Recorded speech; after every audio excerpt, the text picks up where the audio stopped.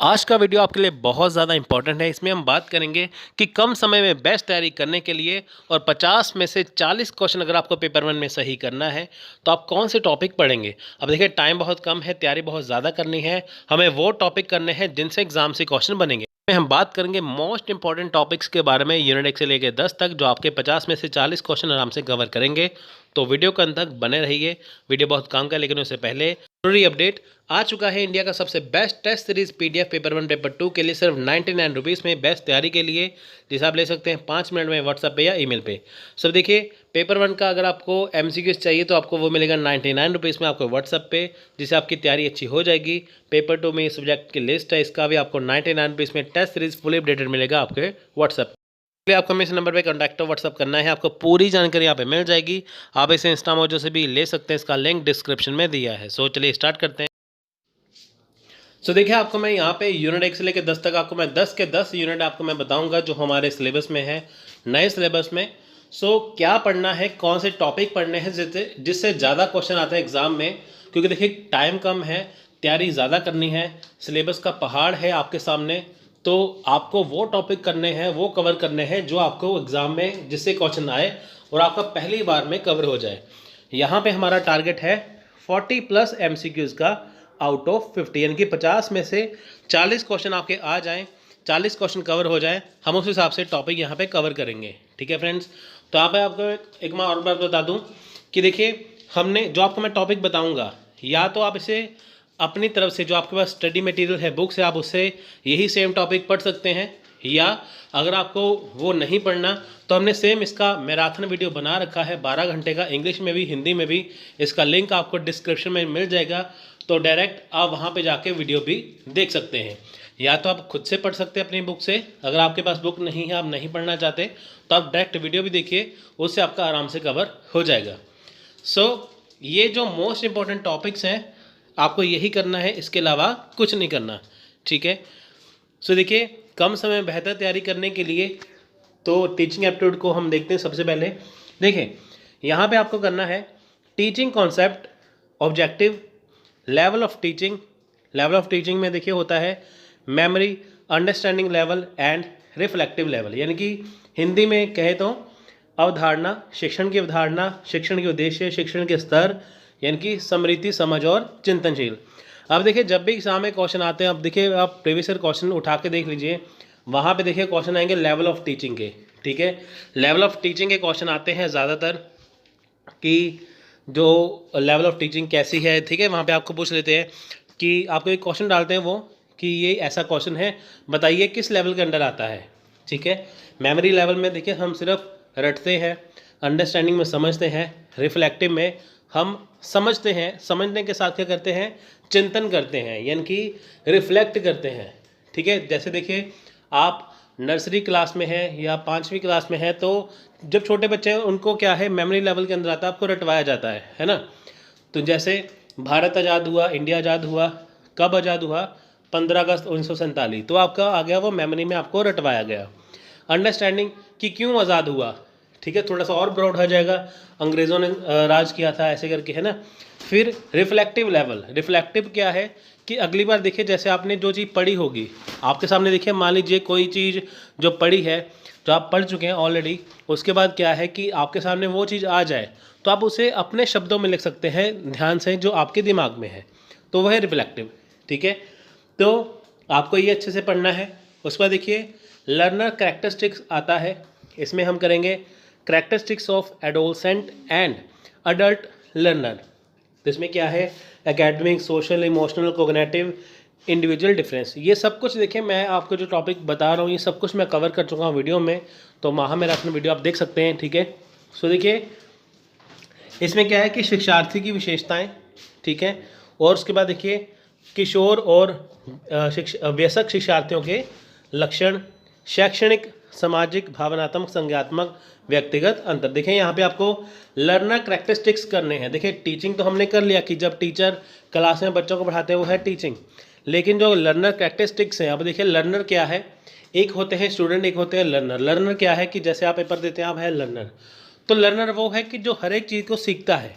ठीक है, अब उसमें देखिए किशोर भी हैं, यानी कि उसमें एडोलसेंट भी है, उसमें वयस्क भी है, अडल्ट लर्नर भी है, और हमें उनके बारे में पढ़ना है। उस पर देखिए सबसे मोस्ट इम्पोर्टेंट स्वयं प्रभा और मूक्स। अब देखिए स्वयं प्रभा मूक्स से हमेशा ही क्वेश्चन आते हैं। आपके पास जो भी बुक पढ़ी है सबसे पहले आप उसे उठा के देखिए स्वयं प्रभा अपडेटेड है कि नहीं। देखिए पहले क्या था, स्वयं प्रभा के 32 चैनल थे, लेकिन अभी 34 चैनल हो चुके हैं। ठीक है, अगर आपको एग्जाम में क्वेश्चन आता है कि देखिए स्वयं प्रभा के कितने चैनल है, 34 चैनल है। तो देखिए स्वयं की एग्ज़ाम में बहुत बार फुल फॉर्म पूछी गई है। स्वयं की फुल फॉर्म क्या है, आपको फुल फॉर्म पता होना चाहिए।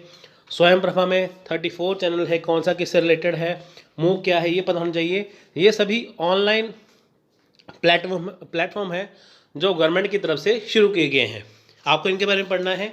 ये सबसे मोस्ट इम्पोर्टेंट है, इसमें से 1 या 2 क्वेश्चन डेफिनेटली आते ही हैं, एक क्वेश्चन आपको ज़रूर आएगा। ठीक है, उसके बाद देखिए teaching support system traditional, modern and ICT based. अब देखिए इसमें क्या है, जो टीचिंग सपोर्ट सिस्टम है ज़्यादातर आपको यहाँ पे आईसीटी बेस ही आता है। आपको पढ़ने दोनों है, ट्रेडिशनल भी पढ़ना है, मॉडर्न भी है और आईसीटी भी पढ़ना है, लेकिन आपको ज़्यादातर आईसीटी बेस ही यहाँ पे आएगा, यानी कि शिक्षण सहायता प्रणाली पारंपरिक, आधुनिक और आईसीटी आधारित। ठीक है, फिर उसके बाद देखिए लास्ट में आता है एवोल्यूशन सिस्टम। एवोल्यूशन सिस्टम में देखिए आपको elements and types of evolution पढ़ना है, यानी कि मूल्यांकन प्रणाली क्या है, उसके तत्व क्या है, उसके मूल्यांकन के प्रकार क्या है, आपको ये इसमें पढ़ना है। तो ये आपको चीज़ें कवर करनी है अगर आप कम समय में बेहतर तैयारी करना चाहते हैं। इससे देखिए आपके 5 या 6 क्वेश्चन कवर हो जाएंगे। टीचिंग एप्टीट्यूड में 5 या 6 क्वेश्चन आते हैं, आपके आराम से इसमें कवर हो जाएंगे, आपका एक भी क्वेश्चन बाहर से नहीं जाएगा। ठीक है, उस पर देखिए बारी आती है रिसर्च एप्टीट्यूड की, यानी कि अनुसंधान योग्यता की। अब देखिए अनुसंधान योग्यता में आपको क्या पढ़ना है, मीनिंग, टाइप्स एंड कैरेक्टरिस्टिक्स। ठीक है, आपको ये पढ़ना है। इसमें क्या है कि देखिए हिंदी में कहते हैं अनुसंधान के अर्थ, प्रकार और विशेषताएं। देखिए जब भी आप रिसर्च पढ़ते हैं, कोई भी चीज़ पढ़ते हैं, मीनिंग तो अपने क्लियर हो जाता है। रिसर्च की टाइप्स क्या है, उसके कैरेक्टरिस्टिक्स क्या है, आपको याद होने चाहिए। उसके बाद आता है स्टेप्स ऑफ रिसर्च, रिसर्च के स्टेप्स क्या है।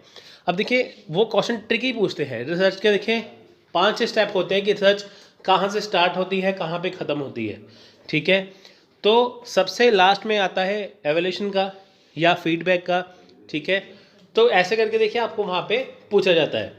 तो आपको वहाँ पे एक लाइन बनाई जाती है, ऐसे करके 5 ही चीज़ें बताई जाएंगी। वो पूछेंगे बताइए कि अगर हमें रिसर्च कोई करनी है, सबसे पहले क्या आएगा, सबसे एंड में क्या आएगा, इनकी हम रिसर्च कहाँ पे स्टार्ट करते हैं, कहाँ पे ख़त्म करते हैं। ठीक है, तो आपको उसके अकॉर्डिंग वहाँ पे चलना है। तो ये सबसे इंपॉर्टेंट है, स्टेप्स ऑफ रिसर्च आपको बताना चाहिए कि कहाँ से रिसर्च स्टार्ट है और कहाँ पे ख़त्म है। ठीक है, आपको सैम्पलिंग कहाँ से करनी है, डाटा कलेक्शन कहाँ से करना है, प्रॉब्लम कहाँ से उठानी है, इसका आपको सीक्वेंस पता होना चाहिए। उसके बाद रिसर्च एथिक्स, यानी कि अनुसंधान नैतिकता, इसके बारे में आपको पढ़ना है।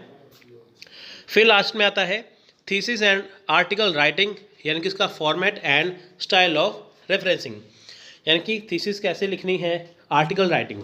अब देखिए इसमें ये सबसे इम्पोर्टेंट है, मोस्ट इम्पोर्टेंट है ये वाली चीज़।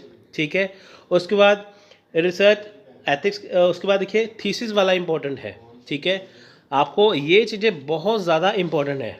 ठीक है, तो ये आपको इसमें पढ़ना है। अगर आप देखिए कम समय में अच्छी तैयारी करना चाहते हैं तो पूरा सिलेबस पढ़ने की जरूरत नहीं है, आप इतना ही कवर कर सकते हैं। उसके बाद देखिए रीडिंग कॉम्प्रिहेंशन तो आपको पूरा ही पढ़ना पड़ेगा।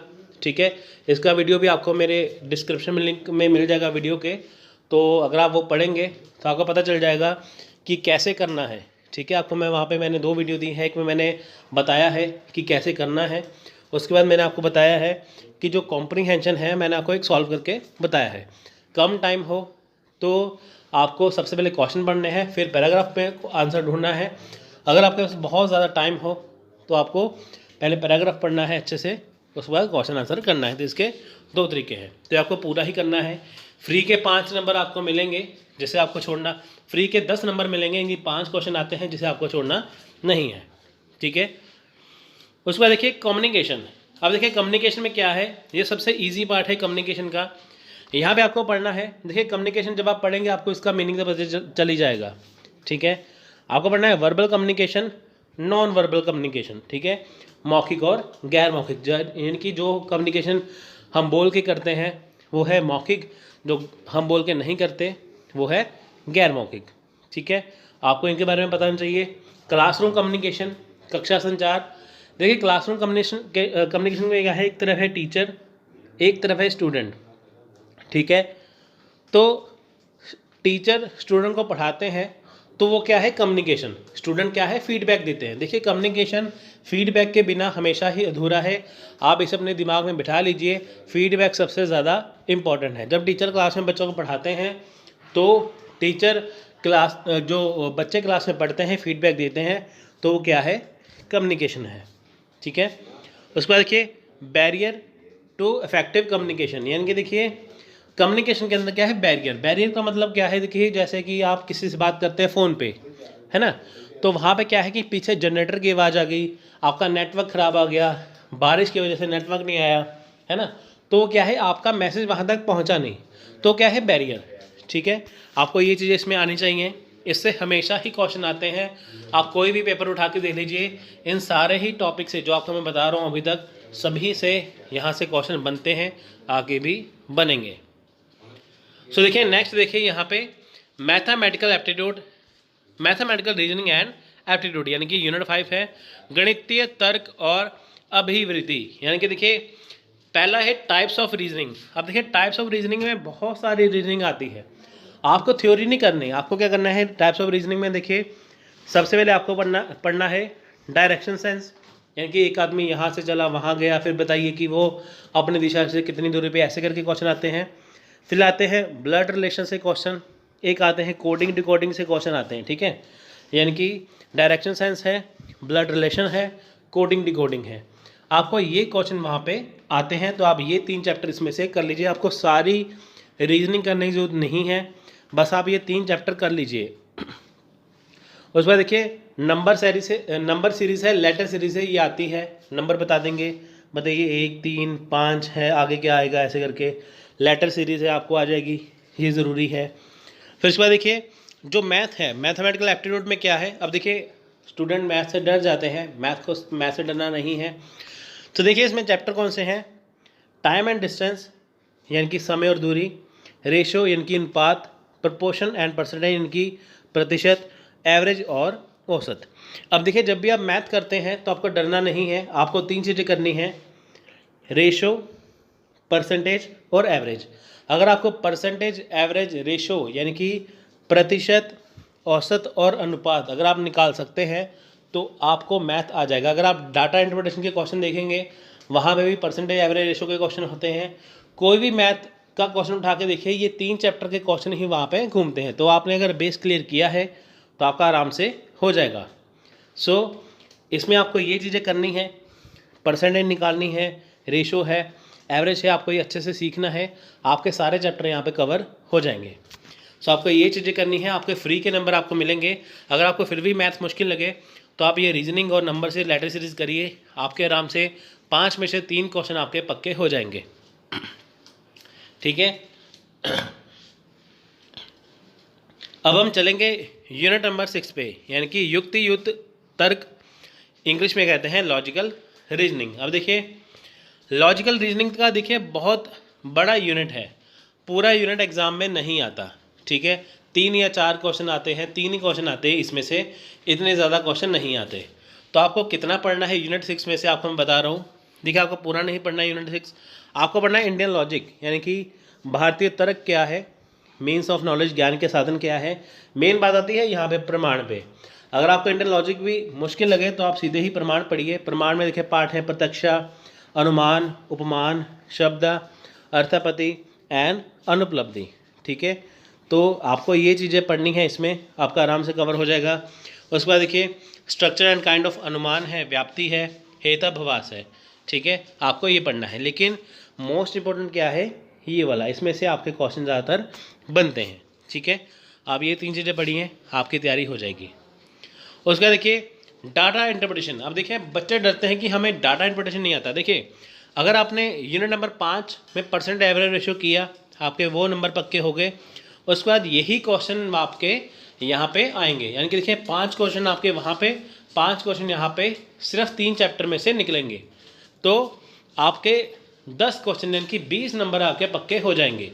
ठीक है, अगर मैं रीजनिंग को उसमें छोड़ देता हूँ तब भी अगर हम 2 क्वेश्चन करें तो 5 क्वेश्चन ये 2 क्वेश्चन वो 7 क्वेश्चन आपके पक्के हो जाएंगे। सो इसमें देखिए क्वेश्चन आता है बार चार्ट से, पाई चार्ट से, ठीक है, टेबल चार्ट से, लाइन चार्ट से। ठीक है, बार चार्ट आपको दे देंगे वो, ठीक है, बार चार्ट आपको दे देंगे वो, उसमें से आपको ढूंढना है। उस पर बार चार्ट होता है ना, ऐसे ऐसे करके बनाया होता है वो, ऐसे यहाँ पे कंपनी है, यहाँ पे ये ऐसे करके ना बनाया होता है ना। तो पाई चार्ट क्या है, आपको ये सर्कल दे देंगे कि ये सर्कल है, एक क्लास में इतने बच्चे हैं, उसने इतने नंबर लिए, बताइए किसने ज़्यादा नंबर लिए। टेबल चार्ट है, आपको ऐसे बताया होगा, आपको ऐसे करना है। ठीक है, टेबल चार्ट में ऐसे होता है ना। लाइन चार्ट में क्या है, ऐसे दिया होता है, लाइंस बनी होती हैं ऐसे। तो ये 4 टाइप्स के क्वेश्चन आते हैं, आपको ये सारे आने चाहिए, बहुत ज़्यादा ईजी होते हैं। ठीक है, उसके बाद देखिए यूनिट नंबर 8 है इंफॉर्मेशन एंड कम्युनिकेशन टेक्नोलॉजी, यानी कि सूचना और संचार प्रौद्योगिकी, यानी कि ICT। सो देखिए ये है ICT में general abbreviation and terminology, Hindi में कहते हैं सामान्य संक्षिप्ताक्षर और शब्दावली, यानी कि जनरल एब्रिविएशन मतलब देखिए कि फुल फॉर्म। ठीक है, फुल फॉर्म यहाँ पे पूछते हैं। ठीक है, बहुत सिंपल सी फुल फॉर्म पूछ लेते हैं, आपको देखिए फुल फॉर्म आनी चाहिए। ये सारी वीडियो मैंने यहाँ पे बनाई हुई है, आप उसे आराम से देख सकते हैं। ठीक है, तो बहुत इजी यहाँ पे फुल फॉर्म पूछते हैं, कोई ऐसे मुश्किल नहीं पूछते। ठीक है, सो ये आपको करनी है अच्छे से। ठीक है, उसके बाद देखिए नेक्स्ट आया था, नेक्स्ट है basic of internet, intranet, email, audio and video conferencing. अब देखिए इंटरनेट के बेसिक्स क्या है, कैसे चलता है इंटरनेट, क्या है ईमेल, क्या है और ऑडियो वीडियो कॉन्फ्रेंसिंग क्या है, ये आपको करनी है।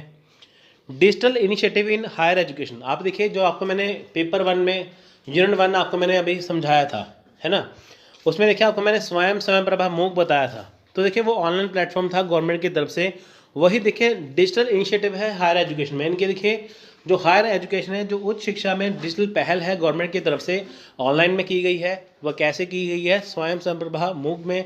और बहुत सारी देखिए ऐसी चीज़ें हैं जो ऑनलाइन आपको पढ़ाती हैं। ठीक है, जो हायर एजुकेशन में मदद करती हैं, यानी कि देखिए आजकल सब कुछ ऑनलाइन हो चुका है, जो चीज़ें आप ऑनलाइन करते हैं वो क्या है, डिजिटल है।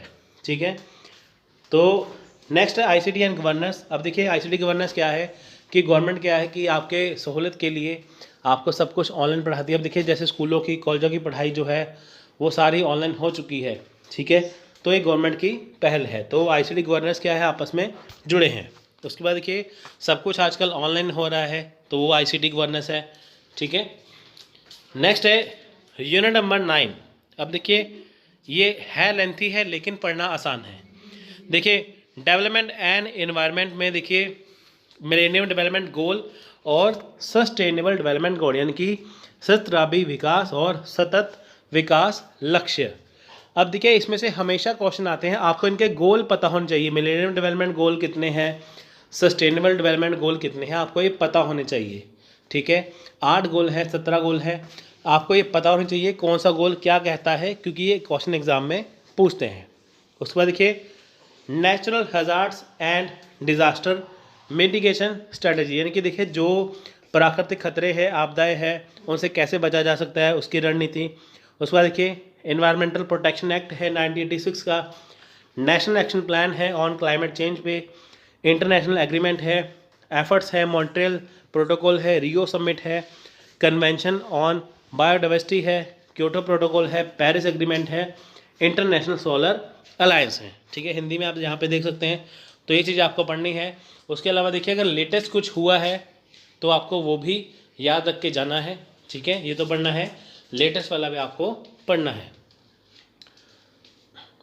सो लास्ट है यहाँ पे हायर एजुकेशन सिस्टम, इनकी उच्च शिक्षा प्रणाली। अब देखिए यहाँ पे क्या है कि हायर एजुकेशन में सबसे पहले आपको क्या करना है। देखिए आपको बताना चाहिए कि evolution of higher learning and research in post independence India, यानी कि स्वतंत्रता के बाद भारत में उच्च शिक्षा और अनुसंधान का विकास, यानी कि स्वतंत्रता के बाद, यानी कि देखिए 1947 से, ठीक है, 1947 से अब तक हम जिस हम देखिए ईयर में जी रहे हैं, जिस सन में हम जी रहे हैं, ठीक है, वहाँ तक कितना विकास हुआ है। अब देखिए, जब भी गवर्नमेंट की पॉलिसी आती है कोई भी, जैसे न्यू एजुकेशन पॉलिसी आई है, नई शिक्षा नीति, ठीक है, आपको वो करके जानी है।